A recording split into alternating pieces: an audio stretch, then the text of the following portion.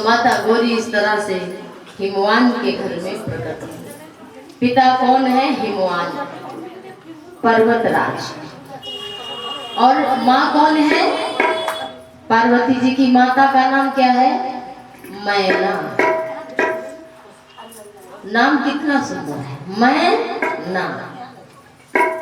हम लोग कहते हैं मैं, लेकिन श्रद्धा किसके भीतर आती है? सब कुछ करते हुए भीतर से भाव जगे मैना, तो उसी के भीतर अचल श्रद्धा प्रकट होगी और फिर विश्वास मिलेगा। और जहाँ श्रद्धा विश्वास मिल जाते हैं वहाँ सीताराम स्वयं मिल जाते हैं। तो श्रद्धा विश्वास अचल अटल ऐसी हो, मैना और हिमवान जैसा हमारा स्वरूप हो, तभी हमारे भीतर पार्वती जैसी श्रद्धा उत्पन्न होगी। आगे तुलसीदास जी कहते हैं कि बिना ऋतु के ही आज वृक्षों में फल फूल आ गए, क्योंकि समस्त जगत की माँ ही प्रकट हुई है, तो उनके लिए ऋतु और कुरित काल गति इत्यादि। ऋतु और कुरित का विचार करके सब सुंदर मड़ियां अपने आप प्रकट हो गए हैं, और शेर और हिरन एक घाट पर जल पी रहे हैं। नाना देश देशांतर से ऋषि मुनि आज आए हैं, और थोड़ा समय बीता, जब श्रद्धा जन्मती है तो गुरु को ढूंढना नहीं पड़ता, गुरु स्वयं मिल जाते हैं। हमारे भीतर श्रद्धा तो हो। और गोस्वामी तुलसीदास जी कहते हैं, नारद समाचार सब पाए, नारद समाचार सब पाए, कौतुक कहीं गिरी गेह सिधाए, कौतुक कहीं गिरी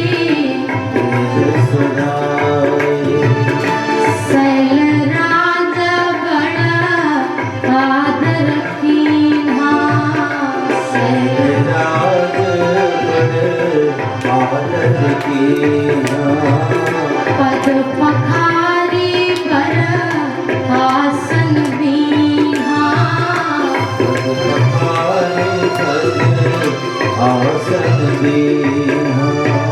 नारी सहित मुनि पद सिरुनावा, नारी सहित पद सिरुनावा, चरण सलिल सब भवन सिचावा, चरण सलिल सब भवन सिचावा, निज सौभाग्य बहुत गिरि बरना, निज सौभाग्य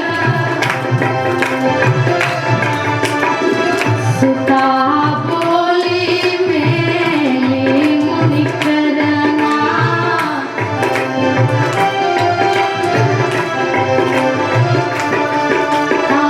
सुता बोली मेले मुनि करना, सुता बोली मेले मुनि करना। थोड़ा समय बीता, जब श्रद्धा बढ़ी, थोड़ा पार्वती स्वरूप आप श्रद्धा जब बढ़ी, तो कौतुक कहीं गिर गेह सिधाए। नारद जी समाचार पाए और हिमवान के घर में आए। जब हिमवान के घर में आए तो शैलराज ने बड़ा आदर किया। संत और भगवंत, कोई साधु आ जाए आपके घर, उसका सम्मान ऐसे करो जैसे स्वयं भगवान आए।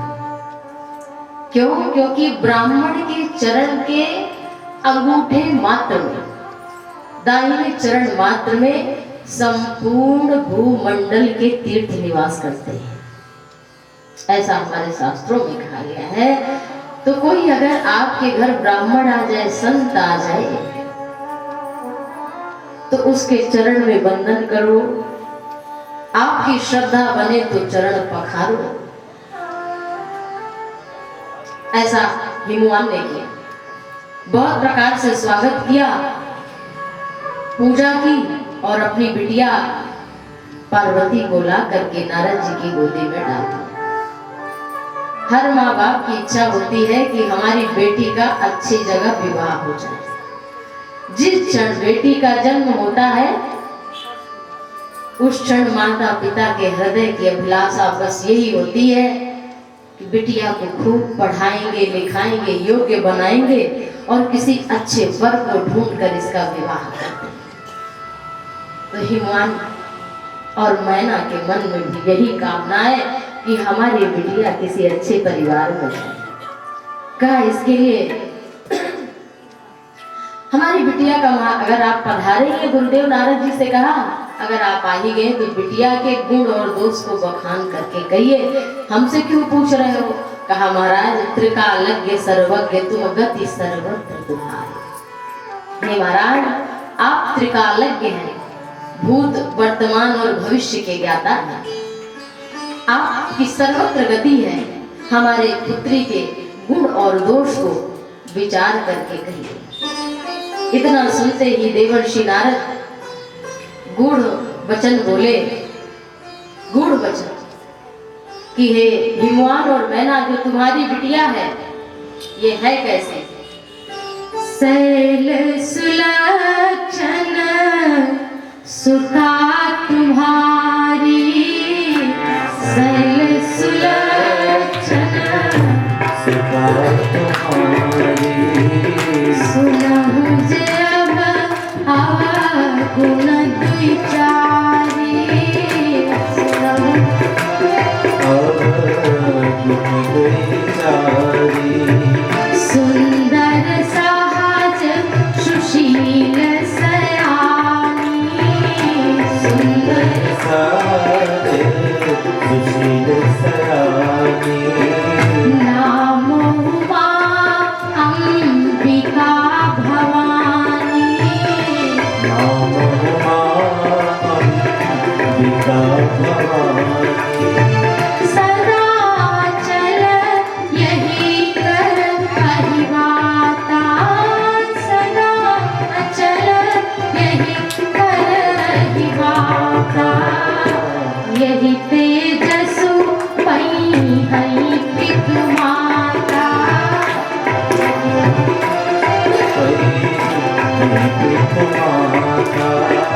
अगुण अमान मातु पितु हीना,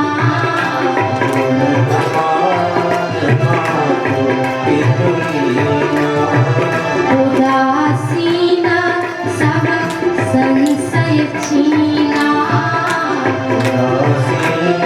सब संशय छीना, उदासीन सब संशय छीना, उदासीन सब संशय।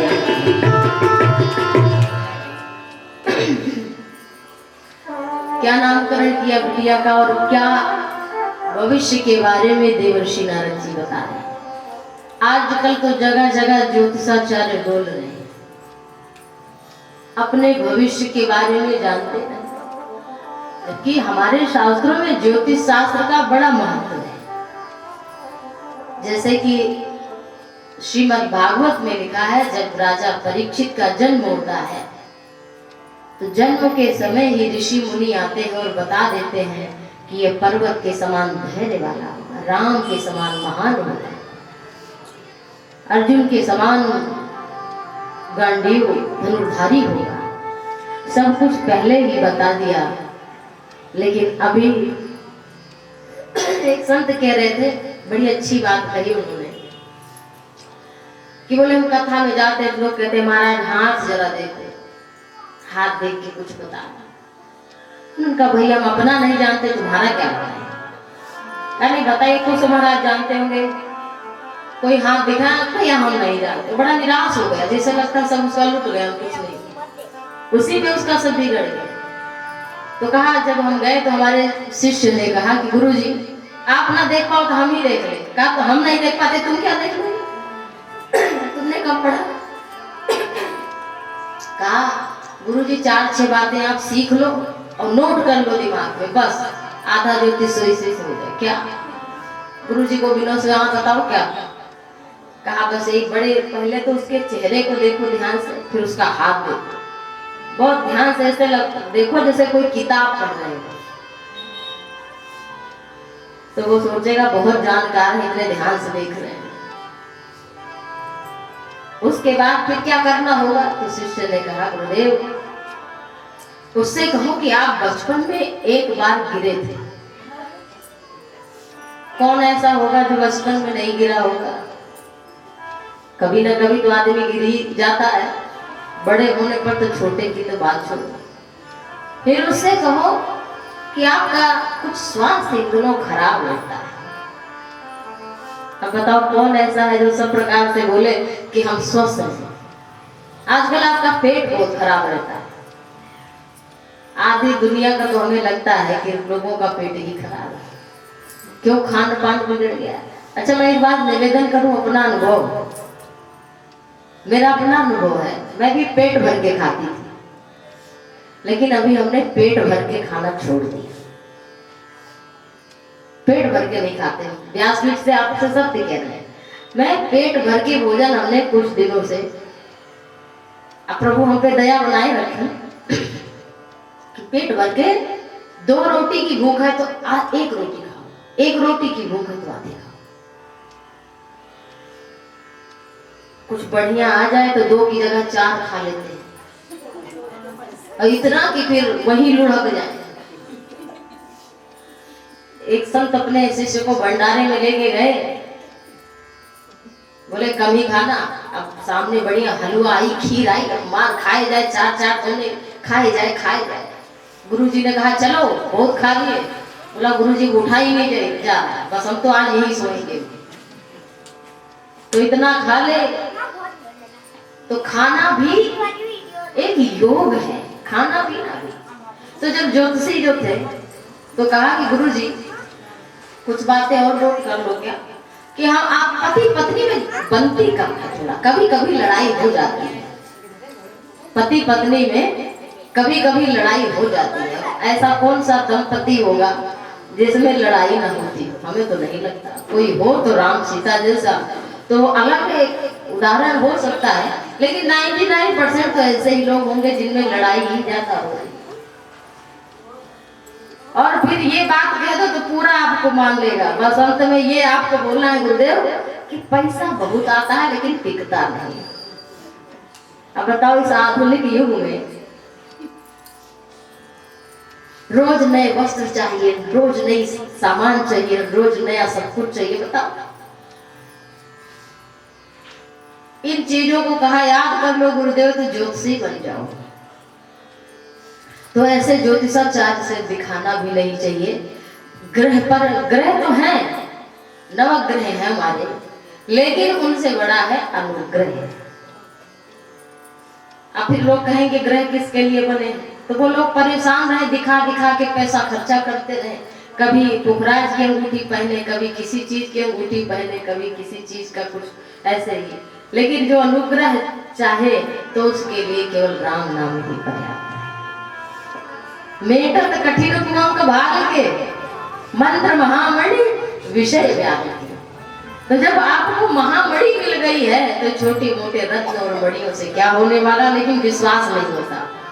तो कहा हमारी बिटिया का नाम, कहा कि तुम्हारी बिटिया का अवगुण क्या कहे, शैल सुलक्षण सुता तुम्हारी। तुम्हारी जो बिटिया है इसमें एक भी अवगुण नहीं है, और इसका नाम उमा अंबिका भवानी। देखो गुड़ वचन कह रहे हैं कि तुम्हारी जो बिटिया है ये उमा अंबिका और भवानी है, ये शिव की अर्धांगिनी है। भव हम लोग क्या कहते हैं, भवम भवानी सहितम नमामि। तो भव की अर्धांगिनी भवानी है। और कहा कि अब 2-4 अवगुण है वो भी सुन लो।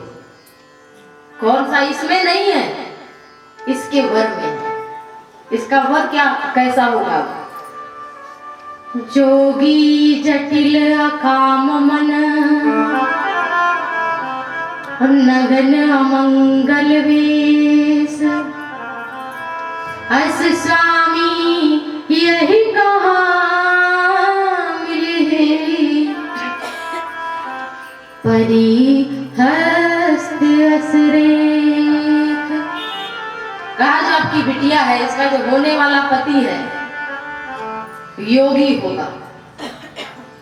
कोई कहे चलो भैया बहुत अच्छा वर है, वो योगी है, जटाधारी है। और कौन है? पर्वतराज हिमवान राजा है, राजा की बेटी।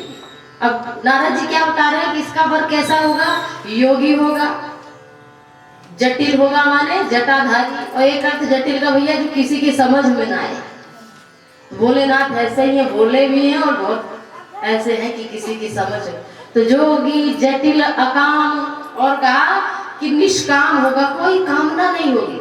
अच्छा व्यक्ति तभी कर्म करता है, साधारण व्यक्ति, जब कोई कामना बनने होती है, कोई अभिलाषा होती है बड़ा बनने की, यश पाने की, धन पाने की, वैभव पाने की, कुछ पाने की इच्छा, तभी तो हम काम करते हैं। तो शंकर जी ऐसी बिटिया का ब्याह, तुम्हारी बिटिया का ब्याह ऐसे वर के साथ होने वाला जिसके मन में कोई इच्छा नहीं होगी, तो आदमी काम क्या करेगा?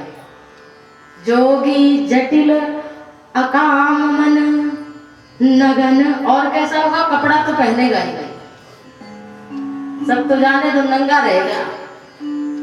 नगन अमंगल वेश, अमंगल वेशधारी होगा।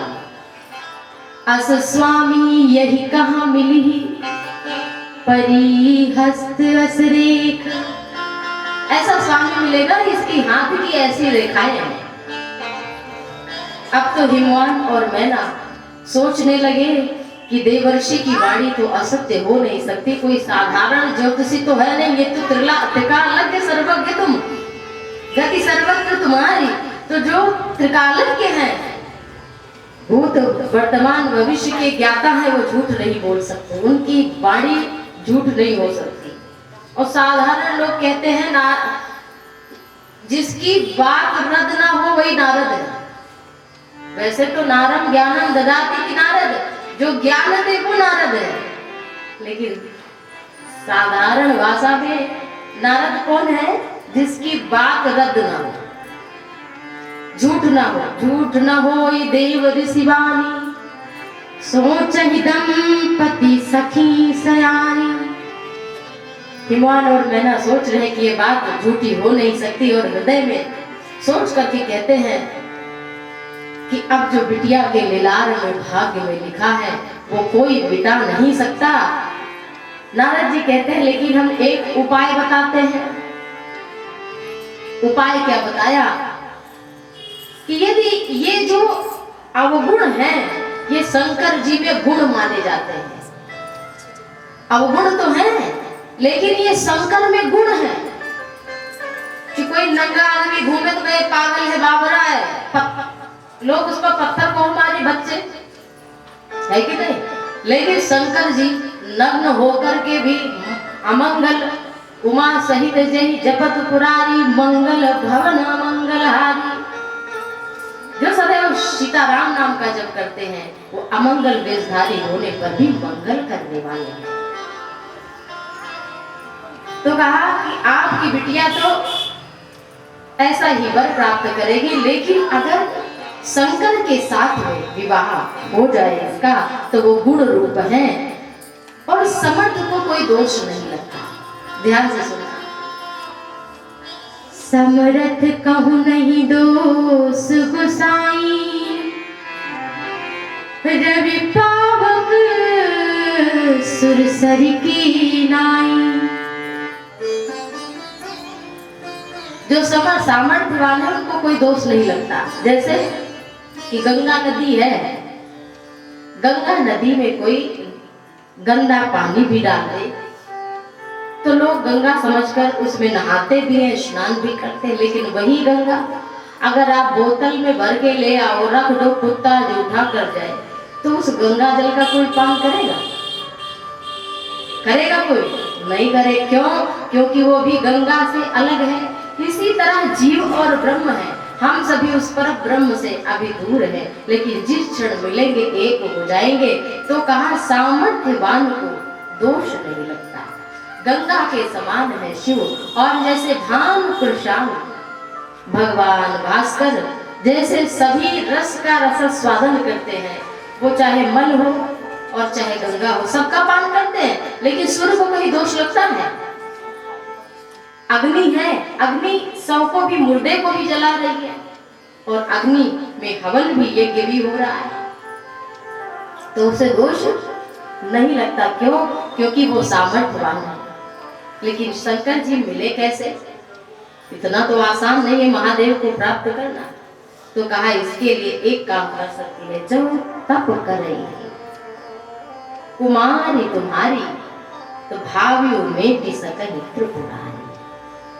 अगर आपके जीवन में कोई अमंगल हो रहा है, कोई दुख है, तो शंकर की आराधना करो, सीताराम नाम जप करो और भोलेनाथ की पूजा करो, निश्चित ही आपका वह कष्ट दूर हो जाएगा। नित्य नियम से केवल आप 40 दिनों तक भोलेनाथ की आराधना करो, नित्य एक समय पर, और सीताराम नाम भोलेनाथ को सुनाओ। ऐसा करने से महादेव प्रसन्न हो जाएंगे और फिर भावियों में भी सकल त्रिपुरारी। कहते ना, भाग्य में लिखा कोई मिटाने वाला नहीं है, लेकिन रामचरितमानस में भाग्य में जो बुरा लिखा है, प्रारब्ध, उसको भोलेनाथ तपस्या करने पर मिटा देते हैं। अब कौन कहने जाए, छोटी सी कन्या है कि तुम जाओ बिटिया जंगल तपस्या करो। माता पार्वती ने अपने माता पिता को जब देखा दुखी, तो पार्वती माता ने स्वयं कहा कि आज हमने सुंदर सपना देखा है कि एक ब्राह्मण आया हमारे सपने में और कहा जाकर के तुम तपस्या करो तो तुम्हें शंकर प्राप्त होंगे। गोस्वामी तुलसीदास जी कहते हैं, तप बल रचई प्रपंच विधाता, तप बल विष्णु सकल जगत्राता। तप बल रचई प्रपंच विधाता, तप बल विष्णु सकल जगत्राता। तप बल शंभु करहि संहारा, तप बल शंभु करहि संहारा। तप बल शेष धरई महिभारा, तप आधारा, तप आधारा सब सृष्टि भवानी। तप आधारा सृष्टि भवानी, करहि जाई अस तप जिय जानी। करहि जाई अस जिय जानी, करहि जाई अस जिय जानी। कहा यदि बिटिया तुम्हारी तपस्या करे तो सब कुछ संभव है, क्योंकि तप के ही बल पर भगवान विष्णु सकल जग का पालन करते हैं और तपस्या के बल पर ब्रह्मा जी सृष्टि का संचालन करते हैं। तप के बल पर भगवान शंकर संहार करते हैं, तप के बल पर भगवान शेष पृथ्वी को अपने सिर पर धारण करते हैं। तपस्या कोई करे तो सब कुछ प्राप्त हो सकता है, इसलिए जाओ बिटिया तुम। अब जब कहा तपस्या करने को, तो माता पार्वती तपस्या करने के लिए चली और ऐसी कठिन तपस्या करती हैं कि संवत सहस मूल फल खाए। पार्वती मैया 1000 वर्षों तक कंद मूल फल खाती है। कुछ दिन माता पार्वती 100 वर्षों तक साग खाकर बिताती हैं और फिर कुछ दिन केवल वायु का ही भोजन करती हैं। इतनी दुस्तर तपस्या की और 3 सहस्र संवत 3000 वर्षों तक माता पार्वती बेल के पत्र जो सूख करके गिरते, किसी हरी पत्ती को तोड़ना भी मानो अपराध बता रहे हैं कि हरा है वो, इसलिए जो सूख कर गिर जाते हैं उन बिल्व पत्र को माता पार्वती जो सूखे पत्ते हैं उनको 3000 सालों तक ग्रहण करते हुए इतनी दुस्तर तपस्या कर रही।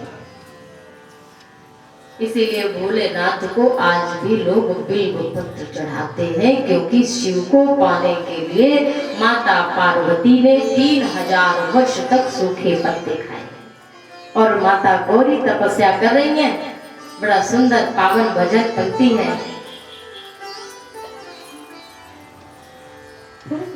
गौरी शिव की आराधना करन लागी, हो गौरी शिव की आराधना करन लागी, गौरी शिव की आराधना करन लागी, गौरी शिव की आराधना करन लागी, गौरी शिव की आराधना करन लागी, करन लागी,